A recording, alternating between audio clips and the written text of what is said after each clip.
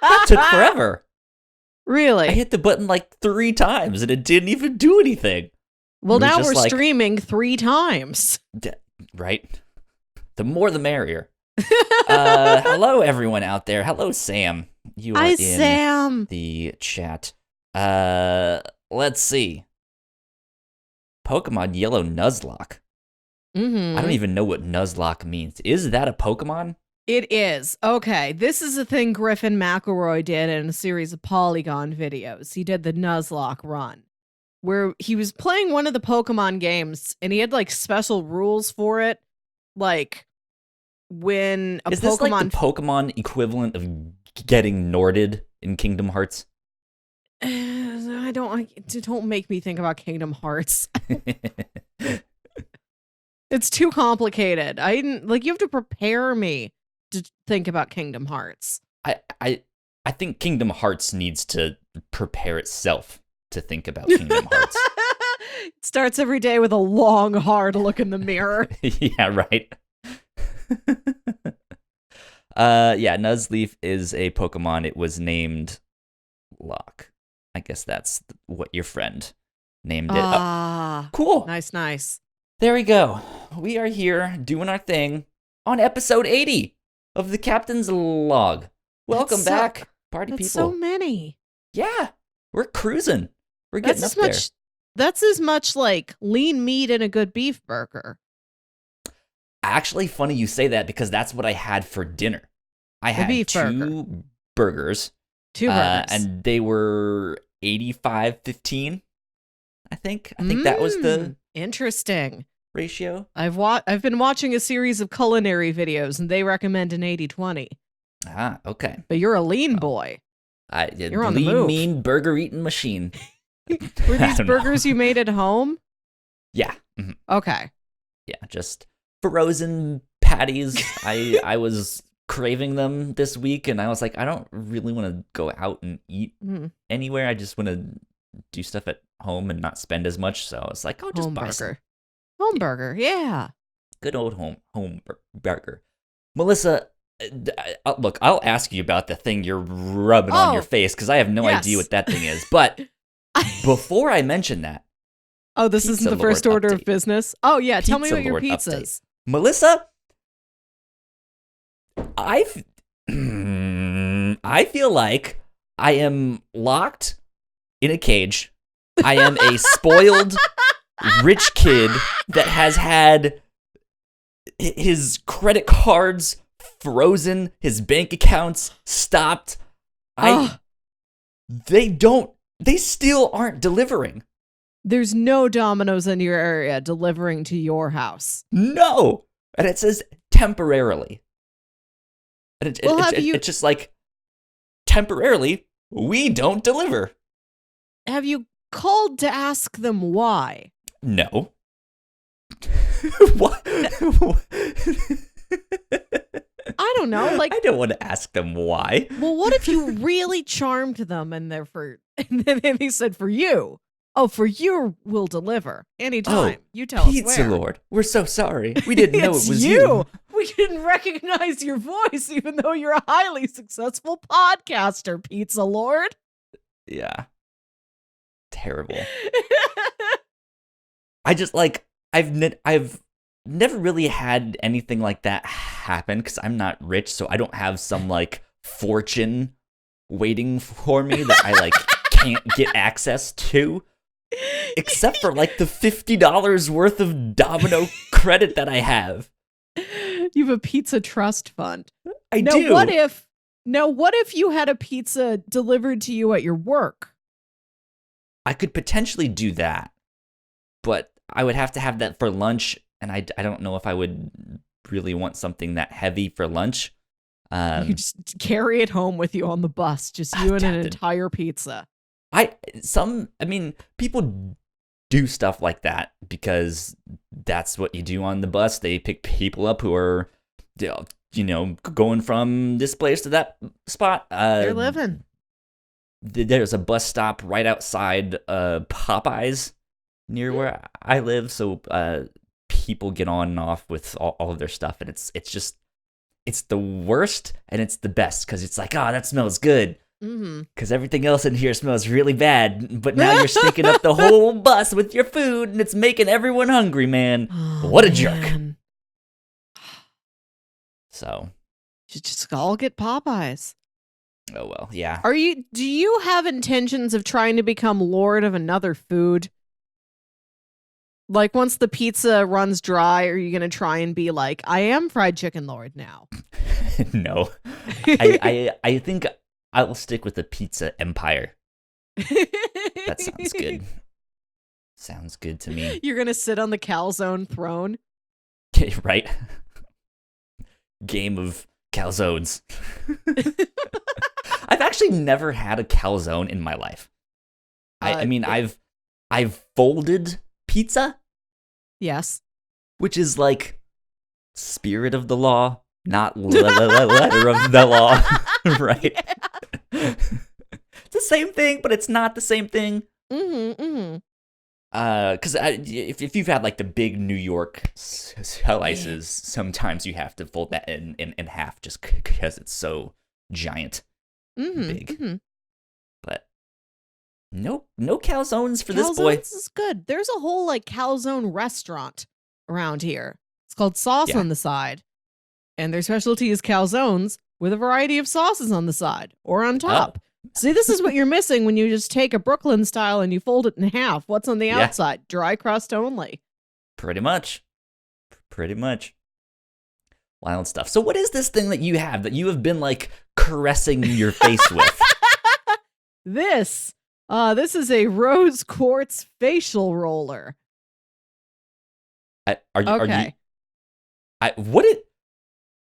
I'm so confused.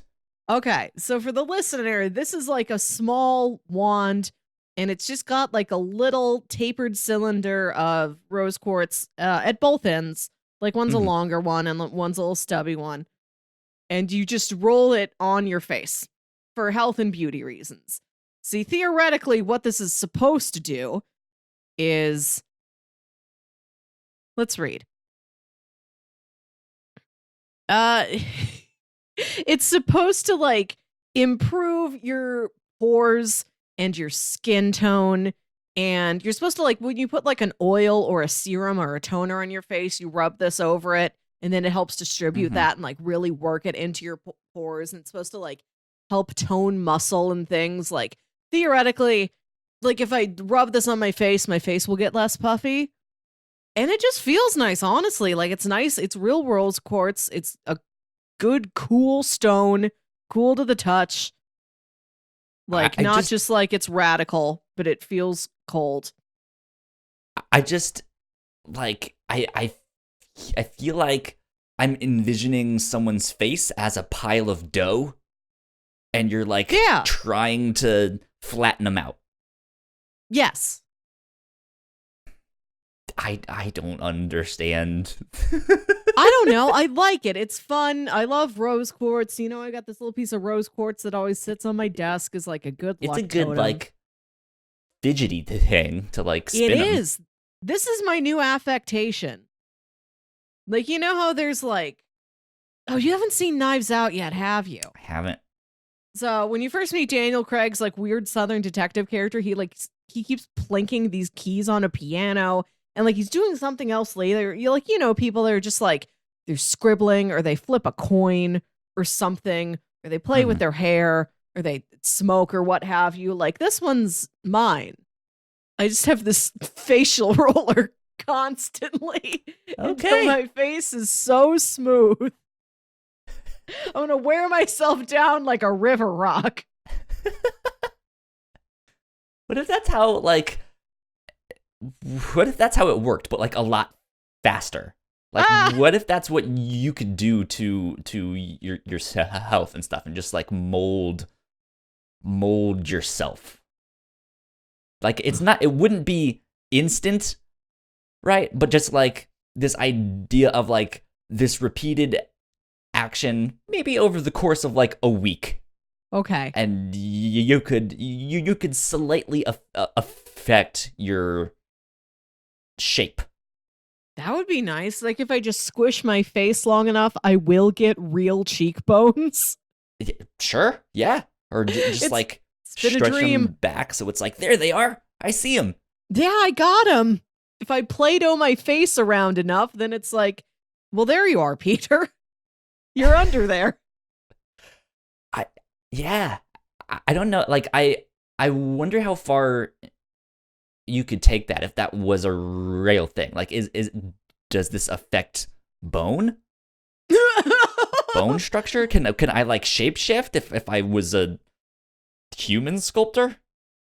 That I sounds like this. weird. I like this power where somebody is a shapeshifter, but they're like, okay, guys, I really got to work my way into this. So I can transform into that senator if you give me a week to prepare, and I will slowly morph into Senator Kelly.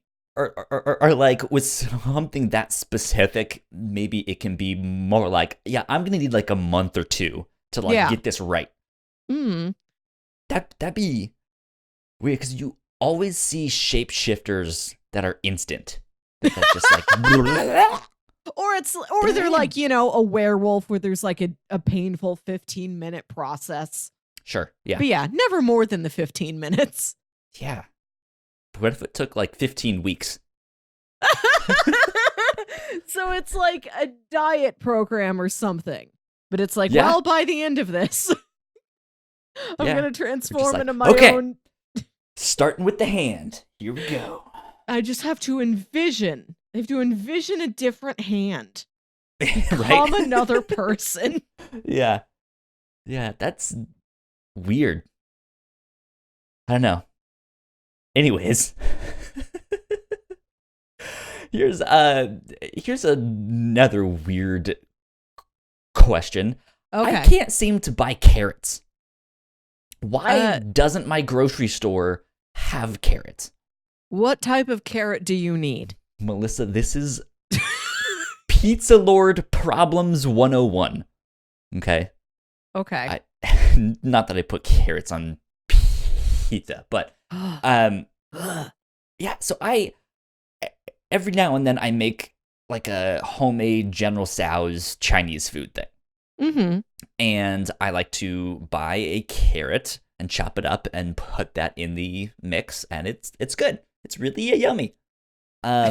However, I would like to just buy one carrot because that's really all that I need, just one like normal size carrot. But I swear to God, Kroger does not. You are so serious right now. I am baffled by this. Why do they not sell carrots? They're like, I go there, and they have everything, every vegetable you can think of. They have broccoli, they have cauliflower, they have salads, they have cucumbers, they have squashes, and then there's just this empty space. There's just this empty space, and it says carrots. Okay, so they carry carrots. You just can't get there in carrot time. You and these carrots are out of sync. I go like every day, because like I don't have a car, so I can't get a lot of stuff when I go to the grocery store. So I fill my backpack, and then I usually have like one or two bags that I'm also carrying with me. But yeah, I've gone Mondays, I've gone Tuesdays, Wednesdays, Thursdays, Saturdays, Sundays. Like, how is it that they just never have them? Like, if they happen to restock on Fridays, which is typically the day that I don't go because hey, here we are podcasting and I just don't want to pack my day with extra stuff. Mm-hmm. How do they sell out by Saturday morning? And then just not have any carrots for the rest of the week? This is a puzzle. Once again, I'm going to ask you, have you tried talking to someone and asking them? Because whenever you have a problem in life, you ask me, and I can't help you. Because it's content for the podcast, Melissa. It is, but you have to talk to an employee. That's what they're there for. I don't want to do that. Just ask them, just real casual, like, hey, I'm a big fan of carrots. Where are they? Where are they? Swear to me. Yeah, swear to me. It's like, what's the best time? What's the best time for prime carrots? Fresh carrots. If I want to be the first to get my hands on those sweet long orange boys, when do I gotta be here? Yeah. So it's like I only need to buy one carrot. That is also a struggle. I chop it up, and that's literally all that I need. That is the perfect amount. Like your average sized carrot, however long that would be. I can get them in like packs of 20. They have those.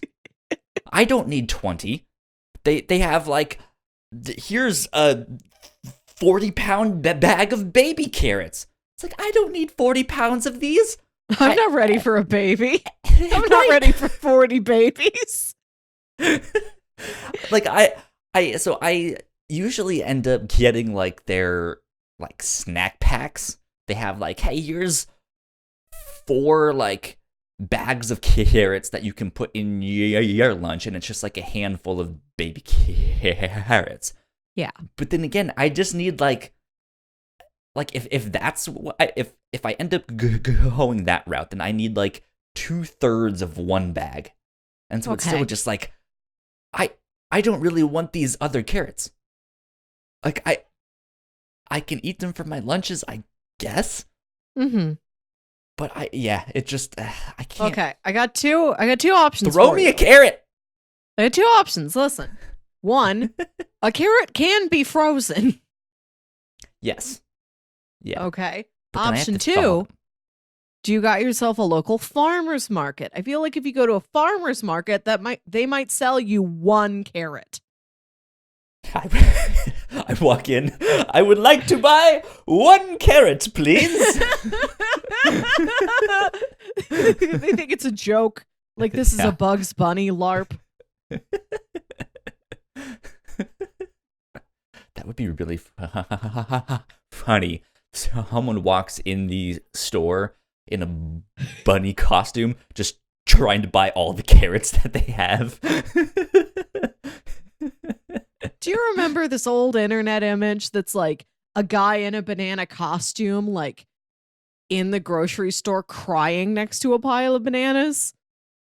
I've probably seen it. It's not ringing a bell right now, though. Banana guy crying. See, Google knows what I'm talking about. Like, yeah, just Google that. Banana guy crying. First image. That's him. Banana guy crying. Images. Okay, let's see if our internet surfing the web thing works. Melissa's camera is small. Oh well. Yeah, I see it. Let's see if I can find a large one. Well, nope, they don't. Those are not the images we want. Guess we gotta go back to normal size images. It's almost like a spoof on the like Uncle Ben meme thing. Do you remember that one? The like Peter Parker face where he's just like, yeah, it's Uncle Ben's right there. It's great. Good stuff. Good stuff. Oh. Did you go see Dr. Dolittle yet? Is that out? Boy, Kyle, did I. It is How was out. It? Yeah. I'll tell you this. It's exactly what I expected it to be. How was that article that I mentioned last week? How accurate what was that? It's like, here's a movie about Robert Downey Jr. fisting a dragon. It's all true. All of it. The legends you've heard, they're true. So my friend and I, to recap from last week, we have become weirdly obsessed with the movie Dolittle and how it is stuffed. It's like a murderer's row of actors from things we like everything we were really into last year. It's like they took one actor from everything and put them all in this one movie voicing an animal. Awesome.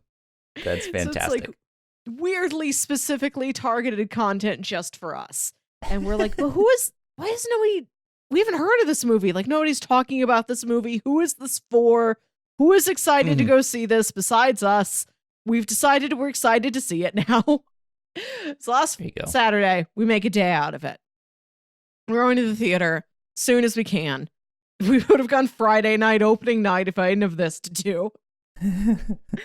Saturday afternoon, we go to the theater. We go to see Dolittle. And I'll tell you this. It sure tries to tell a lot of jokes, and I don't know if most of them are good. Are there lots of fart jokes? Yes, very many of them. Fair enough. But I will say, so Dr. Dolittle, John Dolittle is his full name. A lot of the animals just call him John, which is weird. So he has the power to talk to animals. He has the power to talk to animals. And him and his wife lived in this great mansion that, like, the queen had given them. I don't know if they named specifically which queen this is. It's just the queen. So he lived there with his wife until his wife, when she also learned to talk to animals. And she goes off on a journey, just her and this parrot voiced by Emma Thompson. And her ship crashes and she dies. And the Emma Thompson parrot, flies back. And she's like, John, your wife is dead. And then he's like, I am shutting my doors. I'm not speaking to anyone. And he just becomes a hermit and he lives inside with all with all of these animals. Okay, so he's a hermit and he has a crazy beard. And then there's this little local English boy whose uncle is trying to make him learn to be a hunter. And he's not shooting, the duck or the goose, whatever. Instead, he's like, oh, I don't want to shoot it. I'm going to angle my gun away at the last second. And he hits a squirrel. The boy has this preposterous name. The boy's name is Stubbins. The boy's name is Stubbins. Okay. So he's Stubbins. So he tries to he finds this house nearby. I don't know if he knows who it is. He just finds this house and he's like, the person in here will help me. I have to save this poor injured squirrel. So he goes in there, he gets caught in a net, and then this girl shows up.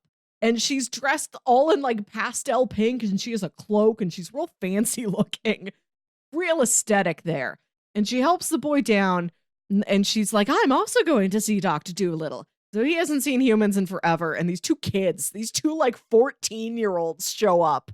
Yeah. And the boy's like, help my squirrel. And the girl is like, her name is Lady Rose. She's an emissary of the queen.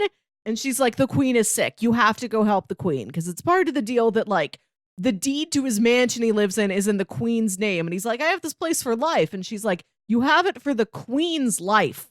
So if the queen dies, the bank gets your mansion. Yeah, the bank is foreclosing on your house. Okay, so that's interesting. So is the twist, the queen is an anthropomorphic animal or something? No, what? Why? She's just a queen, and this girl is her second in command. This girl's her apprentice. Okay. She's not a princess. It's not clear what her relationship to the queen is. She's just everywhere the queen is. She speaks for the queen. Everybody listens to her. Interesting. So the queen is a puppet. She just has an apprentice. I don't know. Just Queen Junior.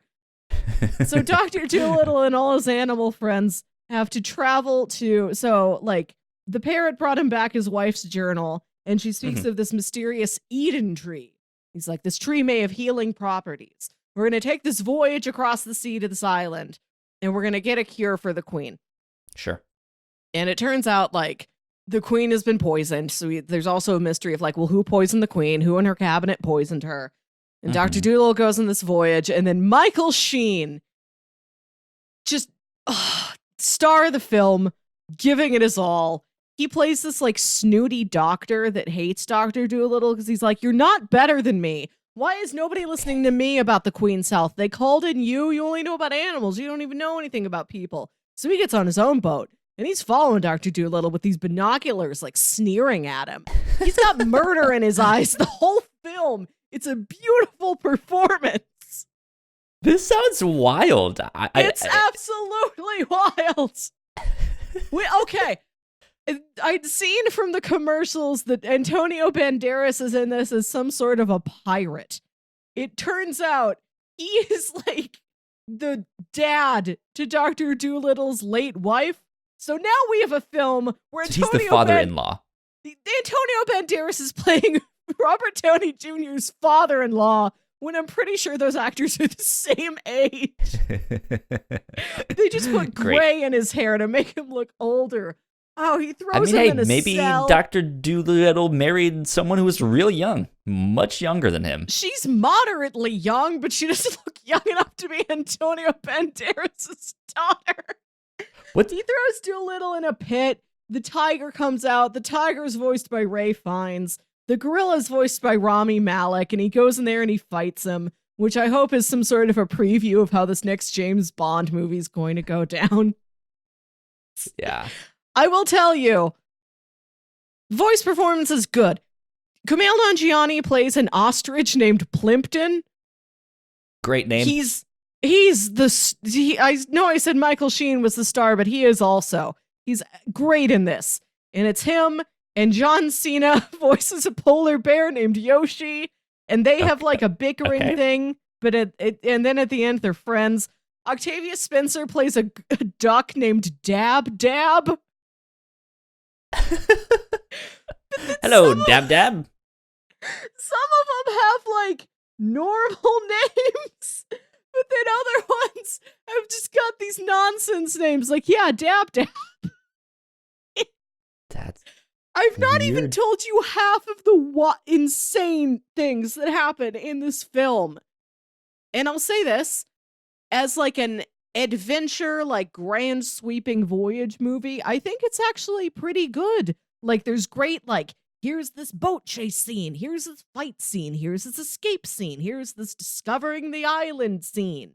And like, it looks good. The costumes are amazing. Like the animation's pretty good. Like it's a visually fun moving to watch. It seems like if you put every hokey, preposterous joke aside and you're just like, yeah, it's just an adventure film, I think it's pretty good on that front. Okay. I'd show it to a kid I knew. That works. Yeah. That works. Because, yeah, I think certain films like that have to be kind of over the top visually. Yes.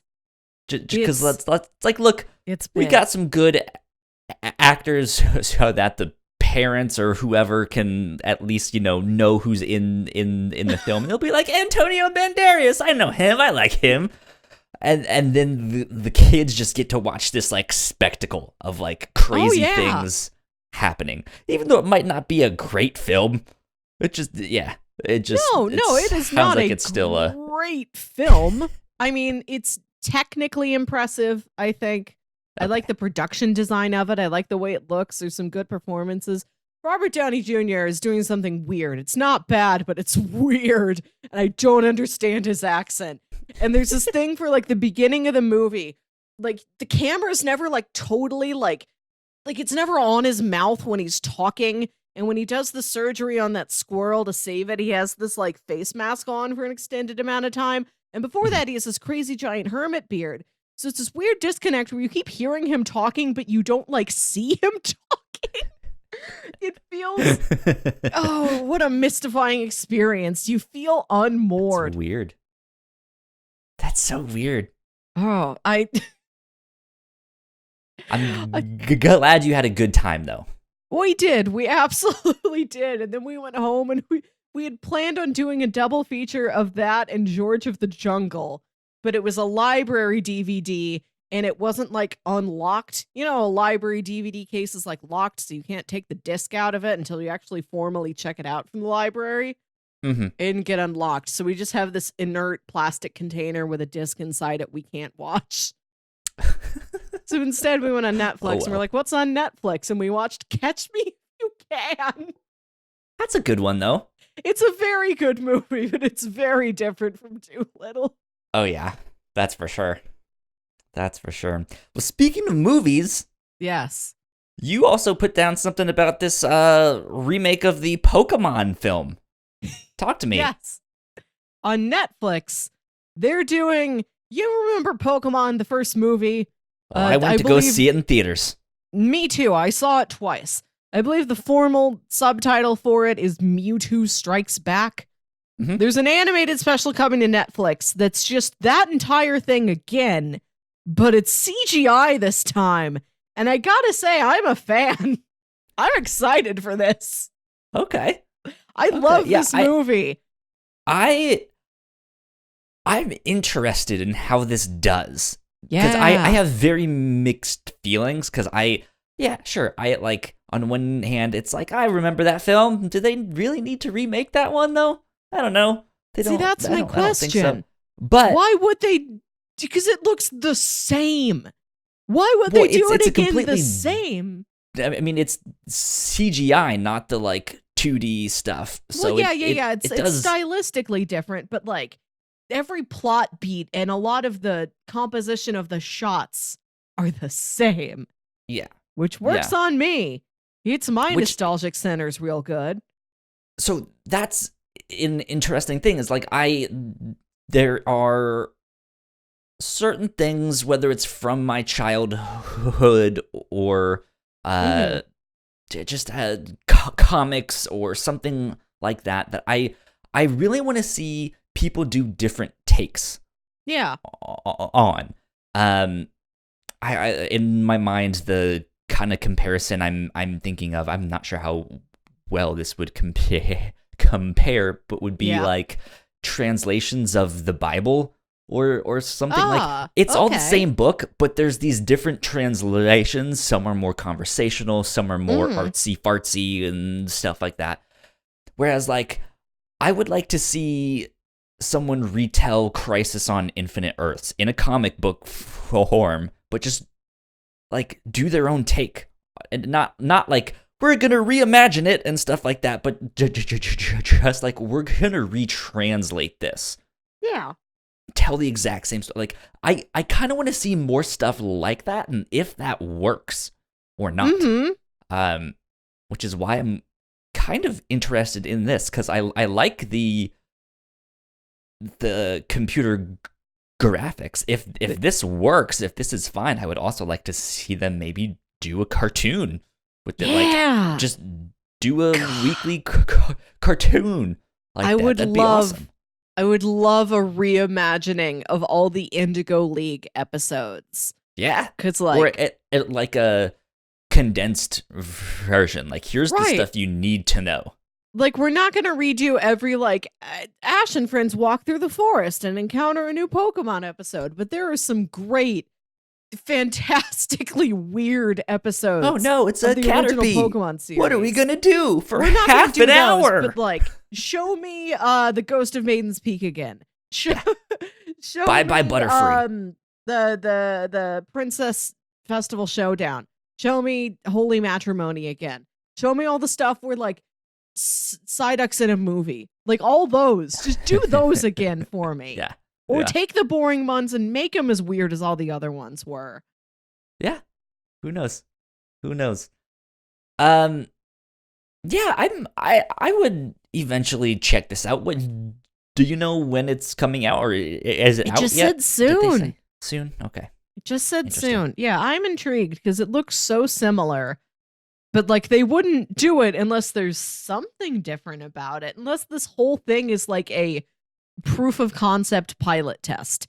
It's like, no, we are going to do the same thing again. We're just reanimating it. Kind of what I'm thinking. If this is whether they, like, hired a new studio to do some stuff, because Netflix has, like, I guess I can't say has, but, like, has contracts with a couple of studios that they continually work with. Of, like, hey, we want a cartoon based off this manga or something. So I'm wondering if this is a test bed of, like, hey, Pokemon is allowing us to license some stuff. We want to give you guys some work, but we're not sure what we want to do with it yet. Can you remake the first film as like a test? Yeah, like it's an 85-minute test reel. I wonder if they're also going to do the Pikachu's Vacation short. I'd watch that again. Yeah. I dig, like, the first 4 Pokemon movies, I watched a lot as a young person. And by young person, I mean up until I was, like, 23. There you go. A couple years ago, I made it a point to watch through all of the Pokemon content and all of the Digimon content on Netflix. Yes. And it was quite a bit. There's a lot on there. What were your findings? They're all about the same. They don't change. It's just the same things over and over again. It's just new Pokemon. Digimon. But it was fun though. Like it's a good show that you don't need to pay attention to, like, at all. Yeah. You can be on your phone and still understand everything that happens in the show. You don't even need to pay attention. Not at all. I was a bipartisan child, and I loved Pokemon and Digimon. Like, the characters in Pokemon, I adore. I still adore, but I always felt like the stories never gave them enough to do. I'm like, you could really... There's opportunities for real development here, real conflict, real change, backstories you could flesh out, and instead it's just like, let's battle. Oh, that's Team Rocket. Well, goodbye, Team Rocket. Team Rocket is blasting off again. And I didn't like the characters in Digimon quite as much, but they actually got to do things. Like, Digimon had a more conventional, like, narrative structure where it's like, you learn and change and experience character trait growth. Yes. Yeah. I appreciated the drama of a Digimon. It was a little bit higher stakes. That's the thing. Like, Pokemon has that stuff in there. If you really dig and if you really want it, you can kind of piece some things together. You can.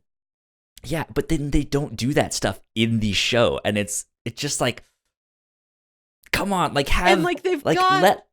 let Ash win a league. Have him be the champion. And on your next show, have him battle Ash at the end of it. Like, that would be fantastic. That'd be amazing. I don't even care what Ash does. Like, I'm the world's #1 Team Rocket advocate. Red.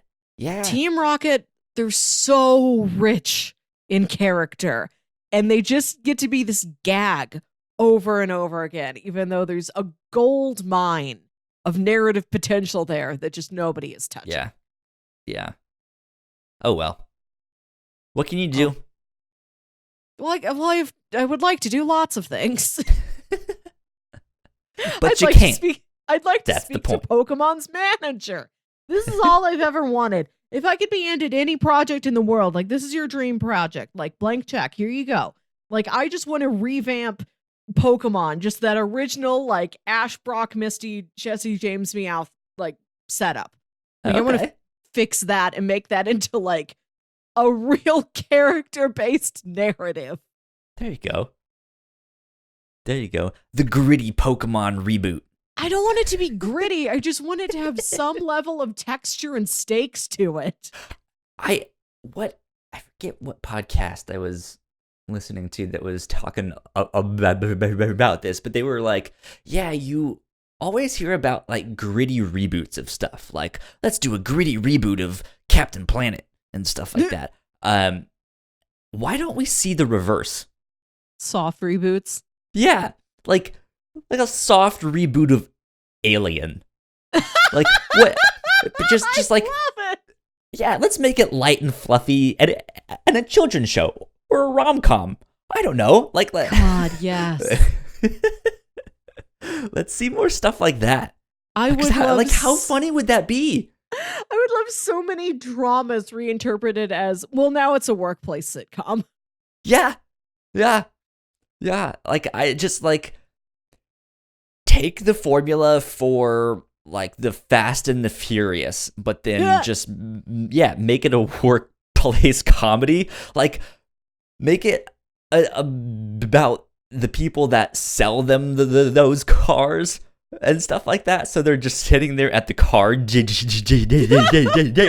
Furious car dealership. Yeah, like who sells them those cars with all like? But this one has a rocket launcher. I think they build them. I've never seen a Fast and the Furious movie. I mean, except they do, but like I have watched the ride through of Fast and Furious Supercharged, the ride at Universal Studios. oh man, And last year I saw the Hobbs and Shaw trailer so many times. I think it added up to like the length of an average sitcom episode. So you've never seen any of the Fast and I've Furious had them films? described to me. I would like to watch them. It's just, that's 8 films, right? 9 now with Hobbs and Shaw. It's like, I just have to be in the mood to sit down for 9 films. I saw up through Tokyo Drift, and that's where I stopped. 2. That's 2. No, because there was Fast and the Furious. No, I think that was it's the 2. third one. Wasn't that the third one? I'm telling you. Okay. People are yelling at us on the internet because they know Fast the and answer. the Furious. Narrative. Order. What order do you put these in? Yeah, it's the Fast and the Okay. Furious. All right. Too Fast, Too Furious. Fast and the Furious, Tokyo Drift, Fast yeah, and Furious, Fast 5, Fast and Furious 6, Furious 7, and Fate of the Furious. So and I Hobbs saw and the Shaw. first 3. Okay, that was. I don't know why I got confused on that. This one is my bad. I don't know why I thought that was the second one. This franchise, I? though, has Yes. been a roller coaster. This is 'Cause what I've it, like, heard. It like the first one is a decent film. It's a heist film. It's kind of what you would expect from an action film like of that time. And then number 2 is like the same thing. It's like, oh, you liked that? Here's some more. Mm. And then for the Tokyo Drift one, it's like, what if we show more neon?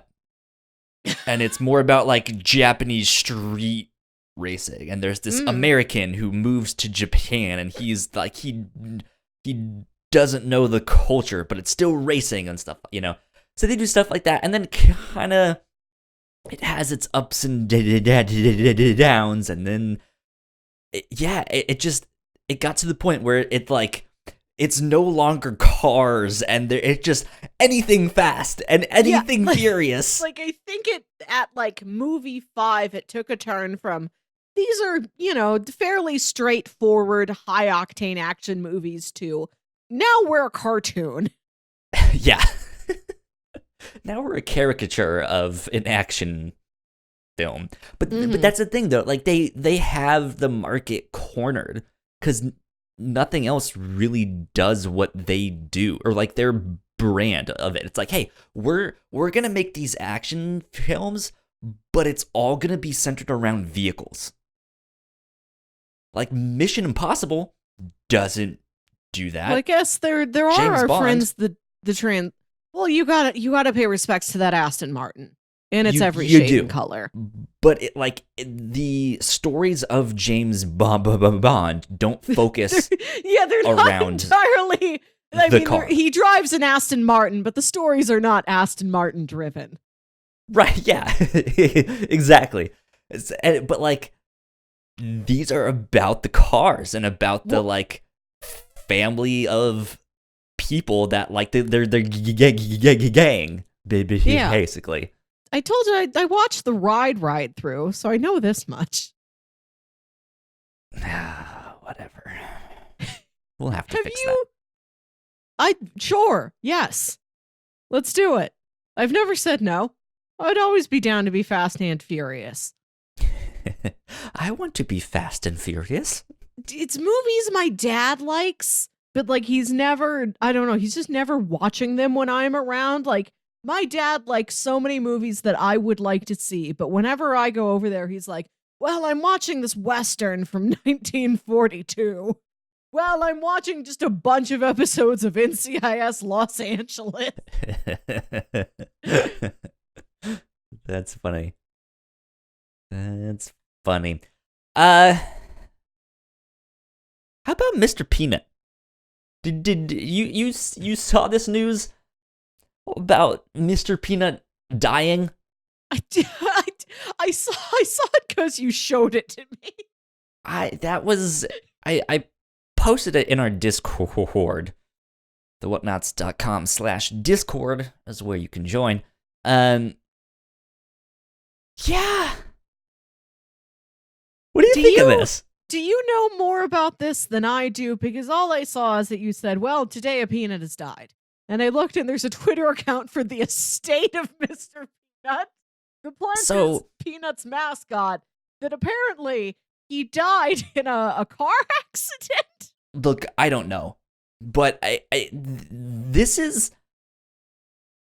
I'm both fascinated and repulsed by this stuff, because you're not on Twitter as much as I am. I'm on there all the time, and brands definitely have Twitter accounts. Their mascots have Twitter accounts, and they're all run by PR people and stuff like that. But we've started to see them like being taken over by like younger people our age that know how social media works. So they're making memes, they're making jokes, they're making fun of each other and stuff like that. And at first glance, it's kind of funny. It's like, there's Mr. Peanut. What's he up to today? But then, like you look at what it actually is, and it's kind of gross. This this company or corporation like trying to seem more human and like one of the guys, and it's just like, you're a corporation. Don't send me that meme. Don't do that. Like, this is okay. I don't want to be your friend. Well, I feel like it's wrong to tell a corporation it can't be an assortment of people who think they're funny. That's not what I'm saying, though.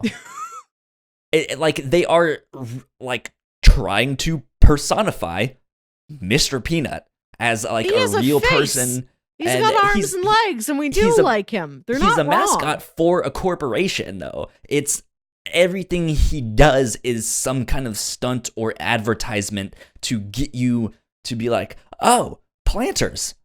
I should buy some of those next time I'm at the gas station. I'll get some. I've seen their Twitter. Like, it's this. You're not going to be able to convince me this is nefarious. Oh, it absolutely is. Okay. So in my office, I'm not. Corporations aren't your friend. Let's put it that way. Don't we want them to be our friend? I feel like them acting like our friends isn't a trick. It's not a wolf in sheep's clothing. It's a sheep in sheep's clothing. I think we're all sheep. Not in the way that we're like weak and mindless, just in the way that we're like soft and we like to travel together in a group. Like, I can't explain it great because I'm not super well spoken on politics and all the inner workings of that. But yeah, corporations aren't out for your best interest and all of that stuff. Look at how big Disney has gotten. Look how big Amazon has gotten, and all of the major complaints of like, these guys are barely even paying their workers. Like, they're treating them poorly. Like, this is not something that we should support. We don't want the elite rich to continue to profit off of that stuff. And I feel guilty. Every gosh diddly danged day, I feel bad that I have a job I love and that loves me and that pays me well and that other people don't have that. If I could take my job energy and give it to others, Jiminy G. Willikers, wouldn't I? Yeah, and like, I agree with that stuff. Like I don't want those bad things to happen, but yet I'm still gonna use the convenience of Amazon, because gosh darn it, they've made it convenient.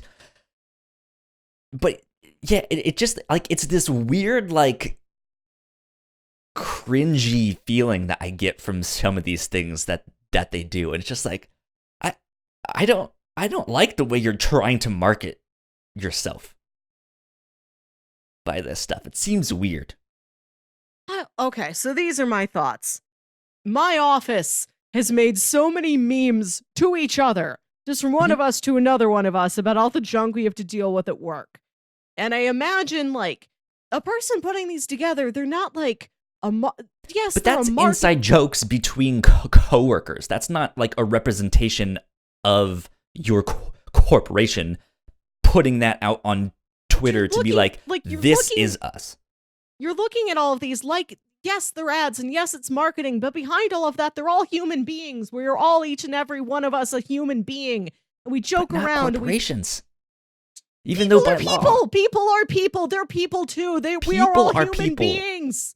They're human beings. People are people, yes. And they're like joking around with each other, and they think this is funny, and I'm sure they do want to like make good profits, but they're also thinking about, boy, it's preposterous. We all like work for this weird peanut guy, and the peanut guy becomes like a god. Like he becomes this like Omni-Man, this character to them, and they make up stories about the Peanut Man, and they become obsessed with the Peanut Man. And that's like, we're seeing this like direct output of a bunch of people in an office like experiencing something together and trying to process this thing together. And they're like, well, we're on the clock. We might as well make something out of it. And I think this is what this is. And like, if you want to turn like a marketing assignment into something like kind of a narrative, like go for it. You got to stretch your storytelling muscles. Like, I don't want to tell you to not do that. If you want to make Mr. Peanut into a character with an arc and a death and drama, like go for it. Like, sure, yeah, sure. Love your job. I'm not against them like attempting it. I think that's fine. But it still just gives me weird vibes. So what is the solution?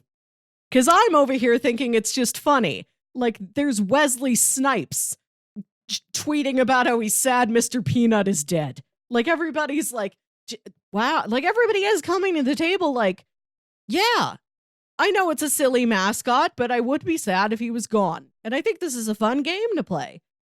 Yeah, I mean, it don't get me wrong. The, like, marketing designer side of me is like, this stuff is brilliant. Like, they're nailing it. But then the side of me who's like, I don't like major corporations taking over everything and like ruling everything we can do and having monopolies on all that stuff. And this plays into that. Like, this is how some of that stuff really happens easily. Okay. No, I want to break this down.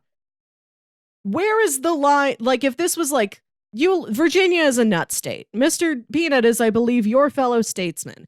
If this was like just a local, like, nut farm that, like, you know, packaged and sold their nuts, and they had a little Twitter account to tell you what they were up to, and they made this whole narrative, like, is it better then? No, because like from what you were describing earlier, to me it seemed like you were describing like coworkers sharing memes and stuff like that and inside jokes, and that's not what I'm talking about. This is like behind the scenes advertising of like, how do we get people to like us, to consider us one of the gang? Mm-hmm. Which, and I think it's negative to like is treat what these you people do like they're not our fellow human beings. Like, you can work for a corporation that doesn't. What? That's the thing. People are people, like you had said, but I'm not talking about people. I'm talking about a corporation, a business. They're made out of human beings. Soylent Green is people. That's not what I'm talking about. A car is not a person. It's driven by a person, right? But it's not a person. But if you're upset at a company, you're upset at several hundred united human beings. Not necessarily. Because like I don't like that Amazon doesn't pay their workers, but I'm not mad at the guy who delivers the packages. Like he didn't do that. That's not his decision. Like there are people higher up making decisions for that. They're making business decisions and deals that then affect other people. There's multiple layers there, and it is trying to, and on one hand, separate that from like, hey, here's the people and here's the like ideal of a business, like, or here's the like idea or a concept of a business. How do we make people believe that it's not the concept of a business, but that this is also a person? Which is great marketing if they can figure it out, but it's still just like, it's weird to me because you're not one of the gang. You're a business. The business is made out of like, I don't like that it's like when a group of people get together and they become a large enough group of people and it's, they have enough money and they do enough of this and enough of that, they stop becoming people and they become this big villainous entity, and they, I feel like it breaks things down. Like there's still people out there. I'm not saying that those people after a certain limit turn into something else. Like there's this. I'm not angry at the workers or like the people themselves. I'm fine with.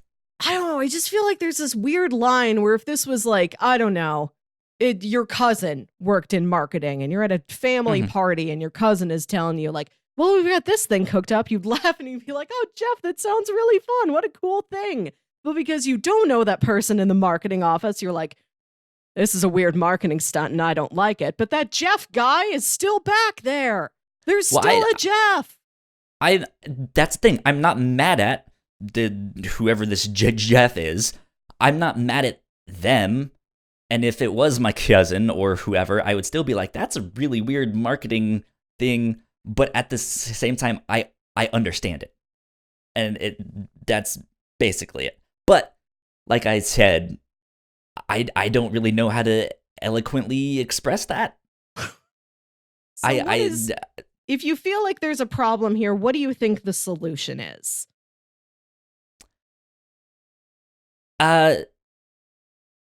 Different marketing tactics, I think is exactly what you have to go with. I think trying to turn something into something it's not is kind of cringy.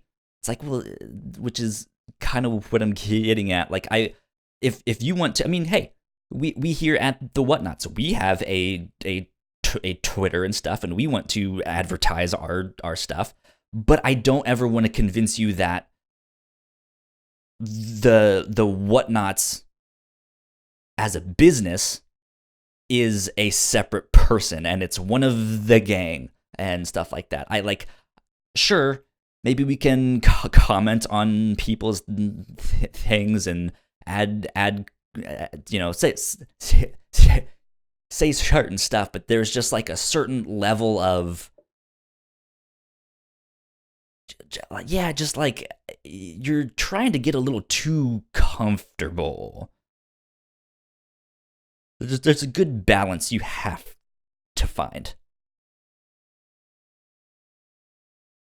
I just feel bad that I show up like, look at this funny joke, and you're like, there's a problem with corporate America, and I'm like shaking my hands like, why do I fix it, Kyle? Tell me what I'm supposed to do. We don't need to fix it. That's for other people. Joke about a peanut. But hey, I mean, I put it in our Discord as a joke too. I was like, today a peanut has died.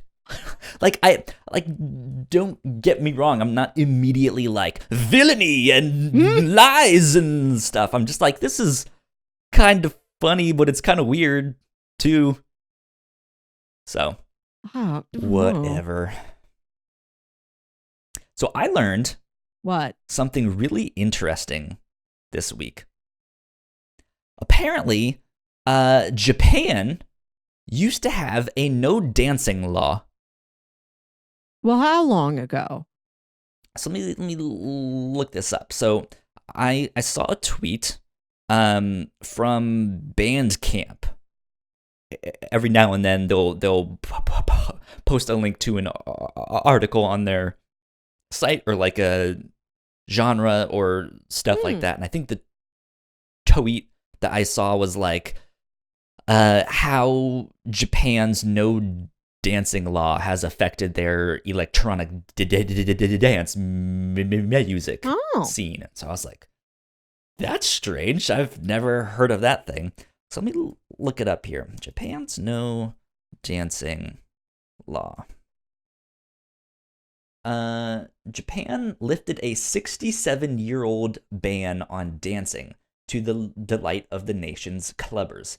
The ban forbids public dancing unless the venue has a license, and even licensed premises have to stop all dancing at midnight. That was according to independent.co.uk. Some article that they had on there. Just the first thing I saw on Google. So yeah, and I think what I saw was like a few years ago they finally lifted it, and for the past couple years have still been kind of dealing with ramifications of just like, hey, we're trying to, like, we took away this law, let's fix some things here. Okay, yeah. so let me get this straight. So dancing used to be like outlawed. Liquor or something. It's like you have to have a license, and under very specific circumstances can you dance here. Yes. Was this all kinds of dancing? And all like dancing stops at midnight. I believe so. So like if you had, and I don't know what a Japanese wedding is like, maybe it's not as dancing heavy as an American wedding, but like if you have your wedding in a banquet hall versus if you have it in a park and like a nice outdoor pavilion, like if the park isn't licensed for dancing, like you all just stand around drinking cocktails the whole night? So again, according to this article, which is on independent.co, written by Doug Bolton, he says the Footloose-esque law was put into place after the Second World War in an effort to crack down on dance halls that were a hotbed for prostitution. So this is more like the clubbing scene. Okay. But yeah, like that's one of those things that I happened to see, and I was like, how come we didn't learn about this? I want to learn about this. Why are there no movies about this? I want to know about this. This is great. This is like the weird stuff that happens on Earth that I want to know about this stuff. Japan had a dance ban. So this week I have been watching the Imagineering story on Disney Plus, which is this really good documentary series about the history of the Imagineering, which is the Disney term for the way they engineer their rides and things in the park. Like that kind of creative engineering and production design, that's what they call it. And there's this really nice bit on Tokyo Disneyland and how like Japan approached Disneyland. It was like, can we also have one of you? In Disneyland, it was like, God, like the executives at the time were like, that sounds like a lot of work. Like, you know, we've just built Disneyland. We're working on building Disney World. Like, we don't know if we want to get into this. And like, the story goes that like the guy was like trying to like brush off this Japanese business organization that wanted to open a Disney park. And one of his coworkers is like, well, just give them like the hardest deal you can, where it's like, yeah, we own everything, but you pay for everything, and just put all the responsibility on their side, and then they'll drop it. But then the Japanese businessmen were like, no, that's still good. Oh. Yeah, whatever gets us a Disneyland. Sure, we'll do everything. Oh, wow. Can we have a Disneyland, please? So they built Tokyo Disneyland, which is pretty close to like a 1-to-1 map of Disneyland in Anaheim, California. Sure. And there's a really nice profile on like the opening of the park and how like the Japanese culture took to it and like why they liked it. And part of it is that there's a parade, there's a parade that goes down Main Street there like once a day. And there's all these people dancing, with the costume characters, there's Chip and Dale like dancing down Main Street. And then like all the people in the audience dance with them. And how somebody remarked like, oh, that's not something you just see around here. This is special. This is a special place that has kind of given us this spirit and freedom to feel like, you know what? Yeah, let's just dance here in public with the Chip and Dale. There you go. Yeah. That's fun. I guess I don't know much about theme parks because I don't like roller coasters, so I don't really pay attention to theme parks. There's so much more to an amusement park than a roller coaster. Oh, I know.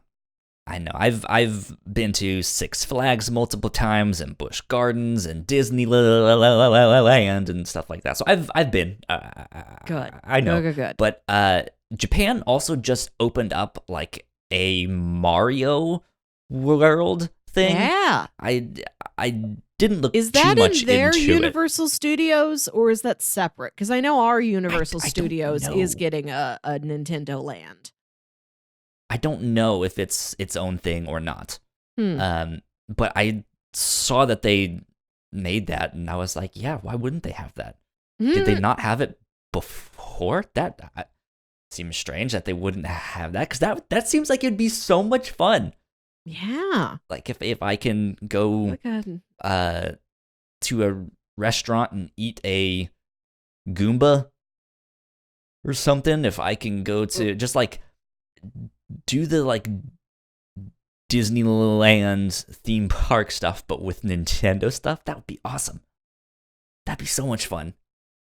You can go karting. It'll be all Mario Kart like. Okay. So the article I found, this was written last April. It says, I don't know if it's open right now, but this says it will open in time for the Tokyo Olympics 2020. And this gotcha. Okay. Yep. This is attached to the Universal Studios there in Japan. Gotcha. Yep. That would be fun. Yeah. Yeah, the Orlando Universal Studios expansion is going to be this huge thing. And I'm so excited for this from a logistics standpoint. Because you got Universal Studios Orlando and you have Islands of Adventure, which is like right next to it. There's like a gateway between them. They're both right there. Islands of Adventure is where like the Harry Potter and the Marvel land is. And then they're going to build this other area they call the Epic Universe. And this is where there's going to be the Nintendo land. And they're going to do a How to Train Your Dragon themed area. Like the Island of Berk is going to be an area you can have rides in and walk around in. They're going to do like a Universal Monsters themed like spooky Transylvania area. That's fun. And I think there's like another themed land or two. But that chunk of land is like down the highway. Like that is a ride away. So you've got everything right there.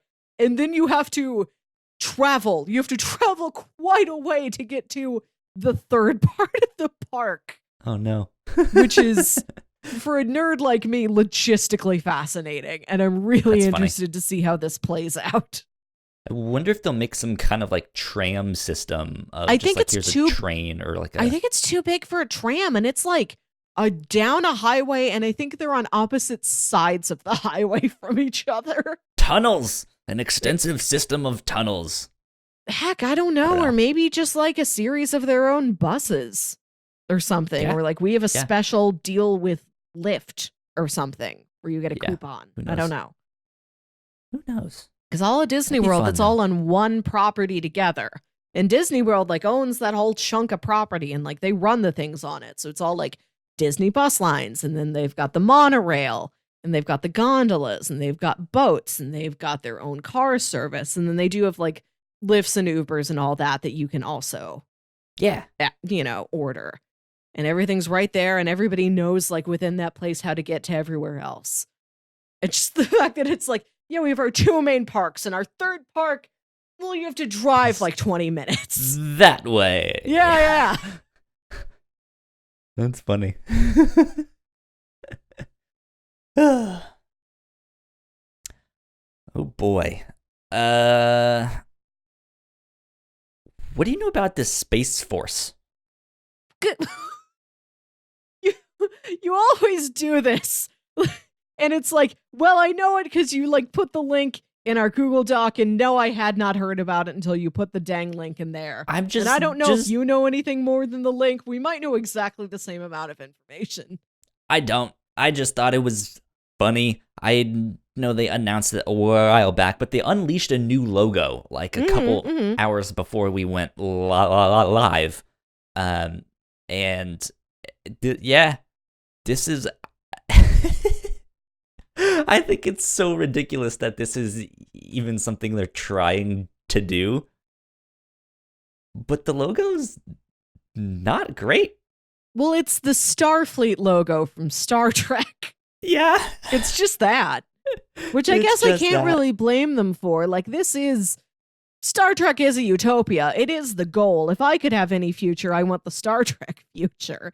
So I don't blame a government office for, like, modeling it after, like, well, we already have the perfect vision that Gene Roddenberry made up. So why not just emulate that, and we will speak it even deeper into truth.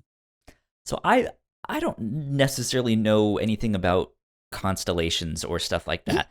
But in this logo, it's like a globe with like a compass cursor pointing up, and then there's like a what you can assume to be is like a rocket or something like orbiting Earth. Then at the top of it and slightly to the left, there's like a North Star type of thing. But then there's two patches of stars on the left and right. One's a little bit more up and one's a little bit more down. Those don't look like any constellations. I could be completely wrong there, but I don't recognize them either. Like, they're not they just like the big ones we know, like Big Dip, Little Dip, Orion and his fabulous belt. Why? See, this like is as a designer, like why those two spots? Why not spread them out? This is my thinking. What if these are constellations we do know, we're just not seeing them from the regular angle? We've been shifted around in space because now we're going to go up there. And we all see what the Big Dipper looks like when it looks like, you know, your little Earth, measuring cup. But we're going to go so far out in space, we're going to see those exact same stars, but at a different angle where it doesn't look like the measuring cup anymore. Like, those are our goals. We want to get so high up there, we don't see the measuring cup.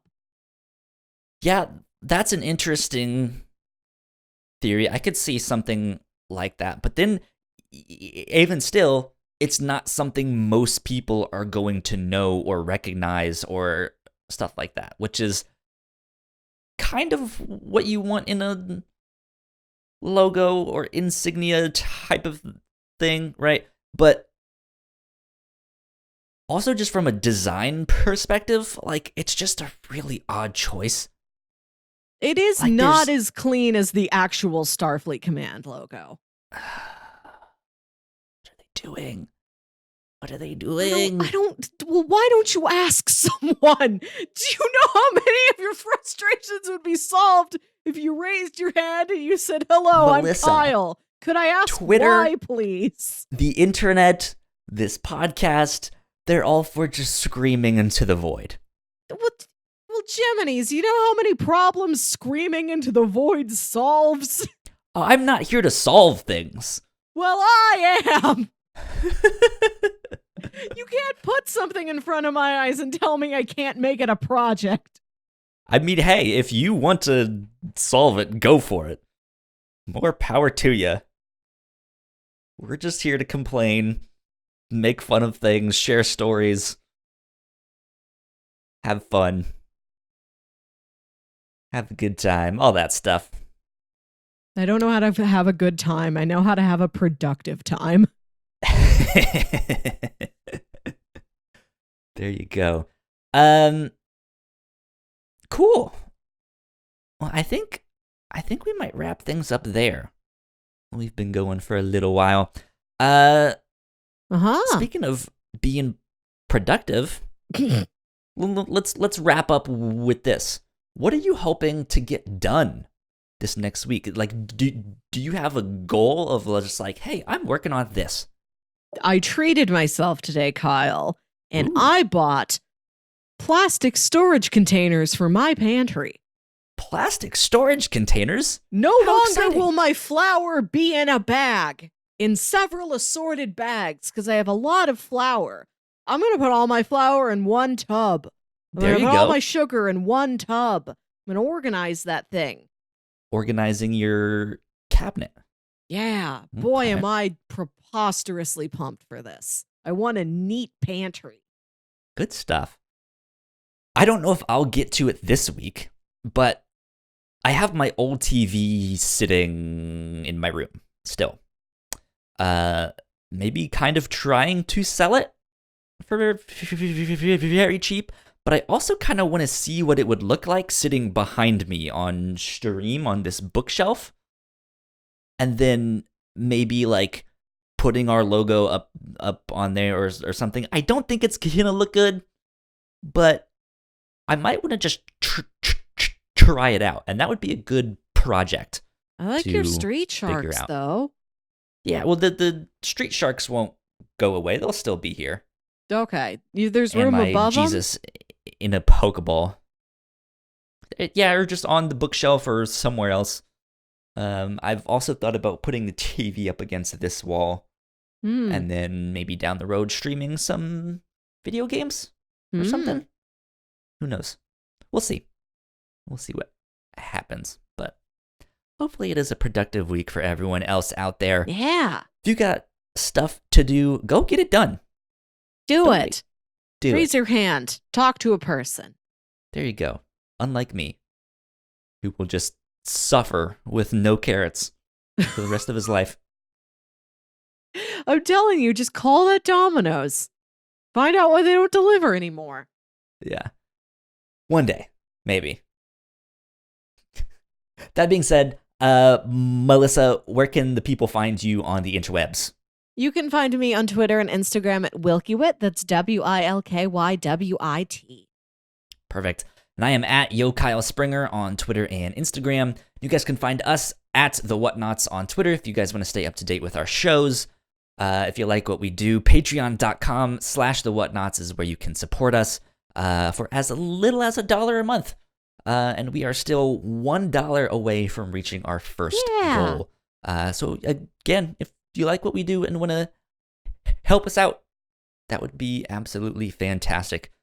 But we want to give a big shout out to our Patreon supporters at the $5 tier. So thank you, Sam, and thank you, Christine, for helping us out. I haven't edited it yet, but by the time this goes live for the public, we should have a new Patreon exclusive episode of the Captain's Log already up on our website for those at the $3 tier and higher. Melissa, this was your pick. Yep. And you had us do a fantasy movie draft. It was very high concept. We were all going around and drafting 5 non-franchise movies that we are going to build our own cinematic universes out of. Yeah. It was a lot of fun. Yeah, we got a good variety in there. Exactly. Yeah, and it's a very simple draft. If you're thinking we had like salary caps and stuff like that, we didn't do all of that. It's just like, what 5 movies would you want? So it was good. It was fun. And Ignacio, who is one of our co-hosts on Crossplay, one of our other podcasts, he got to join us on that. So that was a lot of fun. I will give you a heads up if you are watching the YouTube video version of that. Our cameras were spazzing out the entire time. It's going to be difficult to watch that one. So heads up. There you go. That being said, we will let you guys go. We will get out of here. We will see you next time. Bye. Bye. thank you so much for checking out our podcast. We hope you enjoyed it. If you liked it, leave a comment down below. Sometimes you just don't know what to say on these things. Like, it just... Yeah. In the meantime, go subscribe to our channel. Go watch one of our other videos right down there. We hope you enjoy one of those too. We got all sorts of different podcasts for you to check out. But until then, we will see you next time. Bye.